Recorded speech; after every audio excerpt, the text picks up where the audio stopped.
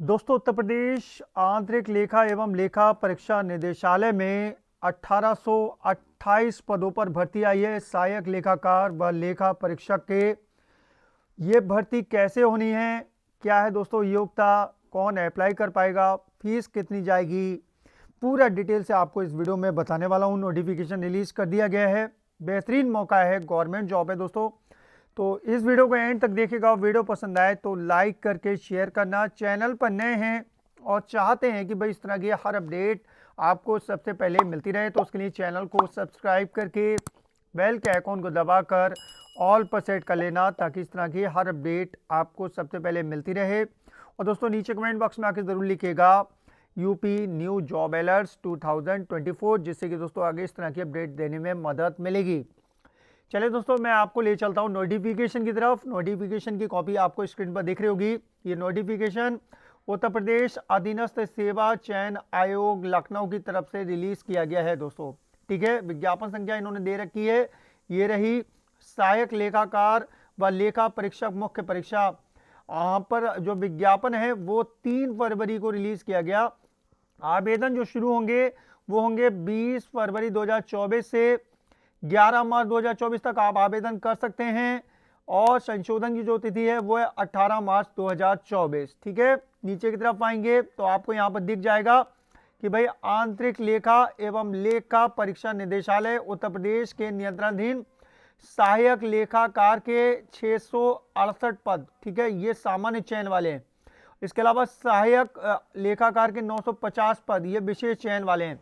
लेखा परीक्षक के 209 पद सामान्य चयन तथा उत्तर प्रदेश राज्य विधिक सेवा प्राधिकरण के नियंत्रणाधीन सहायक लेखाकार का 1 पद।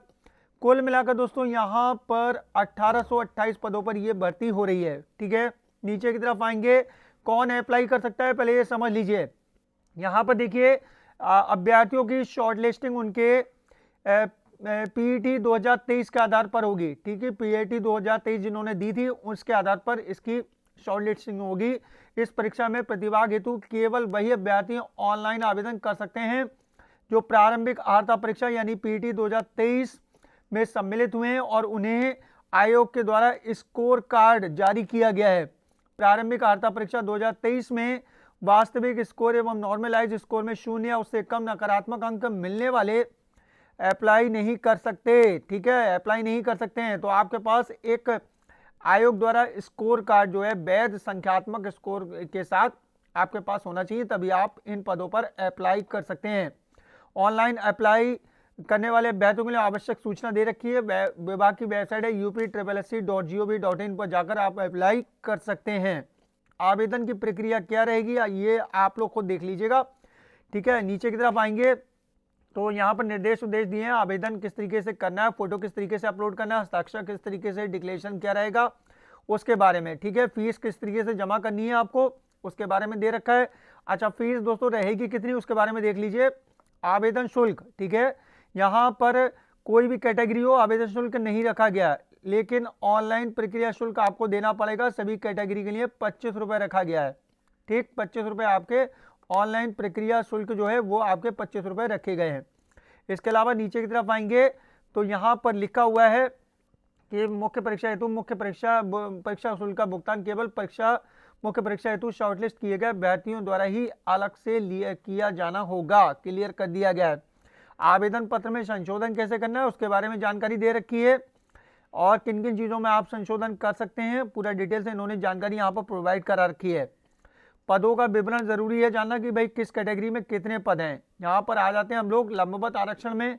यहाँ पर देख रहे होंगे आप विभाग का नाम आपको पता है आंतरिक लेखा एवं लेखा परीक्षा निदेशालय उत्तर प्रदेश। ठीक है, पद का नाम सहायक लेखाकार सामान्य चयन। ठीक है, लेवल 5 के तहत इनको सैलरी मिलेगी। वेतनमान रहेगा 29,200 से लेकर 92,300 तक। ठीक है, जनरल वालों के 387 पद, अनुसूचित जाति के लिए 88 पद, अनुसूचित जनजाति के लिए 10 पद, अन्य पिछड़ा वर्ग के लिए 117 पद और ईडब्ल्यूएस के लिए 66 पद।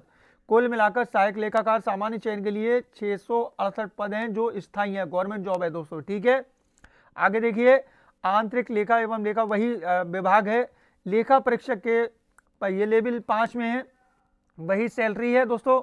यहाँ पर जनरल वालों के लिए 99 पद, ठीक है, यहाँ पर आप देख रहे हैं अनुसूचित जाति के लिए 28 पद, अनुसूचित जनजाति के लिए 4 पद, अन्य पिछड़ा वर्ग के लिए 58 पद, ईडब्ल्यूएस के लिए 20 पद, कुल मिलाकर 209 पद हैं, स्थायी पद हैं। ठीक है, आगे दोस्तों यहाँ पर देख लीजिए सहायक लेखाकार के, ठीक है, सहायक लेखाकार यहाँ पर जो विभाग है उत्तर प्रदेश राज्य विधिक सेवा प्राधिकरण, ठीक है, सहायक लेखाकार। यहाँ पर वेतनमान जो है वो 5200 से लेकर 20,200 वेतनमान, 29,200 से 92,300 ग्रेड पे, 2800 लेवल 5, एक पद है दोस्तों। ठीक है, ये जनरल वालों के लिए है। ठीक है, स्थायी पद है। आगे दोस्तों आंतरिक लेखा एवं लेखा परीक्षा निदेशालय में सहायक लेखाकार विशेष चयन, वही वेतनमान है, जनरल वालों के लिए कोई सीट नहीं दी गई। ओबीसी के लिए यहाँ पर देख रखे हैं भाई, अनुसूचित जाति के लिए 399 पद, अनुसूचित जनजाति के लिए 38 पद, और यहाँ पर अनुसूचित अन्य पिछड़ा वर्ग के लिए दोस्तों 513 पद, और ईडब्ल्यूएस के लिए कोई पद नहीं है। ठीक है, 950 पद हैं कुल, और ये सब स्थायी पद है। कुल मिलाकर आप देखें तो 1828 पदों पर यह भर्ती हो रही है। नीचे की तरफ आएंगे तो 36 आरक्षण दे रखा है। ठीक है, सहायक लेखाकार का और उसका सबका दे रखा है, आप देख लीजिए। स्वतंत्रता संग्राम सेनानी है उनके लिए क्या रहेगा, दृष्टिहीनता वाले हैं उनके लिए क्या रहेगा, भूतपूर्व सैनिकों के लिए क्या रहेगा, महिलाओं के लिए कौन कौन से पद रिजर्व किए गए उसके बारे में जानकारी दे रखी है। आरक्षण संबंधी प्रावधान आदेशों के अनुसार, जो शासनादेश होते हैं उनके अनुसार जो है आरक्षण वो मिलेगा जिस तरीके से मिलता है। अर्हता की बात कर लेते तो अर्हता योग्यता क्या रहने वाली है, कौन इसमें अप्लाई कर सकता है। ठीक, सहायक लेखाकार व लेखा परीक्षक के पद पर सीधी भर्ती के लिए अभ्यर्थियों की निम्नलिखित अर्हता होनी चाहिए। नंबर 1, भारतवर्ष में विधि द्वारा स्थापित विश्वविद्यालय से कॉमर्स में स्नातक, ठीक है, बीकॉम वाले इसमें अप्लाई कर सकते हैं, अथवा लगा दिया। ठीक है, अगर बीकॉम नहीं है तो सरकार द्वारा मान्यता प्राप्त विश्वविद्यालय अथवा संस्थान से अकाउंटेंसी में स्नातकोत्तर डिप्लोमा, तो स्नातकोत्तर डिप्लोमा जिन्होंने अकाउंटेंसी में ले रखा है वो भी अप्लाई कर सकते हैं। इसके अलावा दोस्तों एक और इसमें जरूरी दे रखी है योग्यता, वो है 2 नंबर पर, सरकार द्वारा मान्यता प्राप्त किसी संस्थान से कंप्यूटर संचालन में ओ लेवल डिप्लोमा आपके पास होना चाहिए, तभी आप अप्लाई कर सकते हैं। बीकॉम है आपका, ओ लेवल डिप्लोमा है आपके पास, तो आप इसमें अप्लाई कर सकते हैं, या फिर अकाउंटेंसी में स्नातकोत्तर डिप्लोमा है और ओ लेवल आपके पास है तो आप इसमें अप्लाई कर सकते हैं। अगर ओ लेवल नहीं है तो नहीं कर पाएंगे। ठीक है, अधिमानी अर्हता यानी कि प्रेफरेंस किसे दिया जाता है, अगर एक से समान अंक मिल जाते हैं तो प्रेफरेंस किसे दिया जाता है। नंबर 1, प्रादेशिक सेना में 2 वर्ष की अवधि तक सेवा की हो तो आपको प्रेफरेंस दिया जाएगा। राष्ट्रीय कैंडिडेट कोर का भी प्रमाण पत्र हो तो आपको प्रेफरेंस दिया जाएगा। आयु की गणना जान लेते हैं।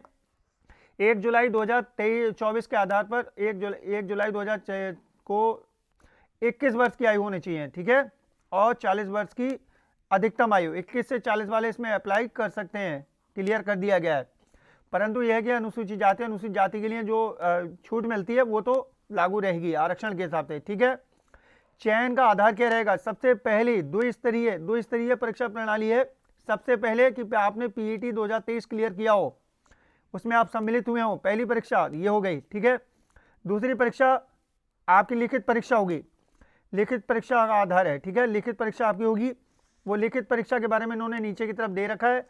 लिखित परीक्षा हेतु परीक्षा योजना और पाठ्यक्रम उसके बारे में दे रखा है।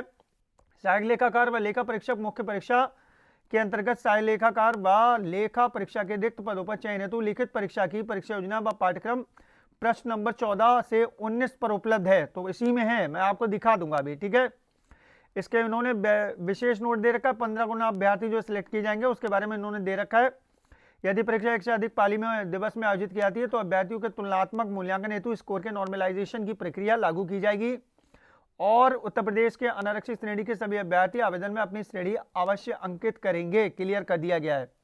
और भी बहुत सारे खिलाड़ियों के लिए, भूतपूर्व सैनिकों के लिए दिशा निर्देश जारी कर रखी है। अनुसूचित जाति अनुसूचित जनजाति के लिए, पिछड़ा वर्ग के लिए, वो आप लोग देख लीजिएगा। शारीरिक रूप से दिव्यांग होने का दावा है तो उसके लिए आपको सर्टिफिकेट लाना होगा, ईडब्ल्यूएस का सर्टिफिकेट लाना होगा। हाई स्कूल अथवा समकक्ष परीक्षा प्रमाण पत्र में अंकित जो है जन्मतिथि ही मान्य होगी आपकी, क्लियर कर दिया गया है। ठीक है, हाई स्कूल की जो मार्कशीट है उसी के आधार पर आपकी जन्मतिथि होगी, उसी को माना जाएगा। आप देखिए ये शासनादेश इन्होंने दे रखा है, 6/9/2023 का है। ठीक है, ये शासनादेश विभाग की तरफ से रिलीज किया गया, और इसमें नीचे की तरफ जो है परीक्षा योजना दे रखी है हिंदी में, फिर उसके बाद इंग्लिश में दे रखी है।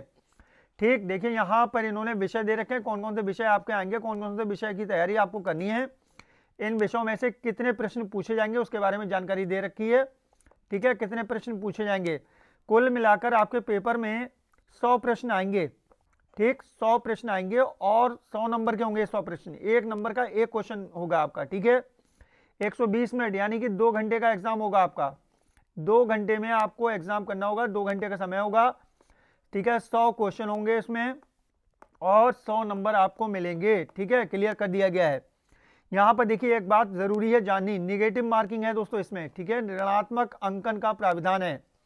ऋणात्मक जो है निगेटिव मार्किंग जो है वो 25% है। एक सवाल अगर आप गलत करके आते हैं तो आपका 25% कटेगा, यानी कि 4 सवालों के गलत हो जाने पर आपके कट जाएंगे पूरा 1 नंबर। ठीक, ध्यान रखिएगा, ये निगेटिव मार्किंग का प्रावधान है, इसलिए जो सही आता हो उसी पे टिक कीजिए। ठीक है, और यहाँ पर इन्होंने पाठ्यक्रम दे रखा है, पूरा डिटेल से समझा रखा है। अगर आपको हिंदी में समझ में नहीं आ रहा तो आप नीचे की तरफ आएंगे तो यहाँ पर हिंदी के अलावा इंग्लिश में भी दे रखा है। इन्होंने पूरा एग्जाम प्लान किया है, इंग्लिश में आप देख लीजिए। अगर हिंदी में आपको समझ में नहीं आ रहा तो सिलेबस जो है आप हिंदी के अलावा इंग्लिश में भी देख सकते हैं। पूरा इन्होंने टॉपिक दे रखे हैं, कौन कौन से टॉपिक को आपको तैयार करना है। नीचे की तरफ उत्तर प्रदेश के अनुसूचित जाति के प्रमाण पत्र किस तरीके से रहेंगे और जातियों के प्रमाण पत्र कैसे रहेंगे, ईडब्ल्यूएस के कैसे रहेंगे, भूतपूर्व सैनिकों के प्रमाण पत्र कैसे रहेंगे, स्वतंत्रता संग्राम सेनानियों के प्रमाण पत्र कैसे रहेंगे, पूरी जानकारी डिटेल से इन्होंने इस नोटिफिकेशन में दे रखी है।